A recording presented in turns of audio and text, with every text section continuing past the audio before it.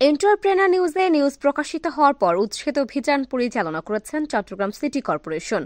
মধ্যরাতে চট্টগ্রাম সিটি কর্পোরেশনের উদ্যোগে নগরীর একে খান মোড় হতে সিটি গেট পর্যন্ত উচ্ছেদ অভিযান পরিচালনা করেছেন চট্টগ্রাম সিটি কর্পোরেশন। শনিবার দিবাগত রাত 11টা হতে এই উচ্ছেদ অভিযান পরিচালিত হয়। চট্টগ্রাম সিটি কর্পোরেশনের মাননীয় মেয়র ডা শাহাদাত হোসেনের নির্দেশনায় উক্ত উচ্ছেদ অভিযান পরিচালনা করেন ডা শাহাদাত হোসেনের একান্ত সহকারী মোহাম্মদ মারুফ। এ সময় একে খান হতে সিটি গেট পর্যন্ত একাধিক অবৈধ স্থাপনা উচ্ছেদ করা হয়। একবর্ষা থানা ও পাহাড়তলী থানার যৌথ টিম উক্ত অভিযান পরিচালনায় সহযোগিতা করেন ও পাশাপাশি বিএনপির যুগ্ম আহ্বায়ক মঞ্জুর আলমের নির্দেশনায় উক্ত উচ্ছেদ অভিযানে অংশ নেন স্থানীয় বিএনপি নেতা হেলাল উদ্দিন সহ অন্যান্য নেতারা।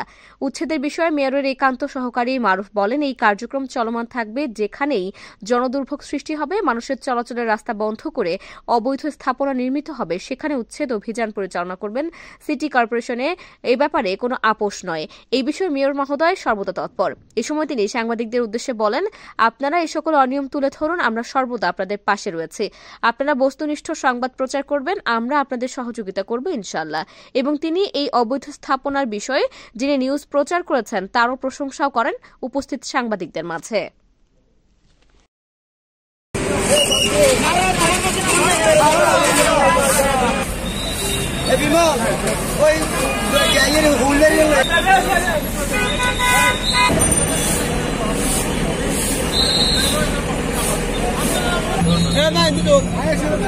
আমরা চাচ্ছি যে সাংবাদিক ভাই এটা রিপোর্ট করছে,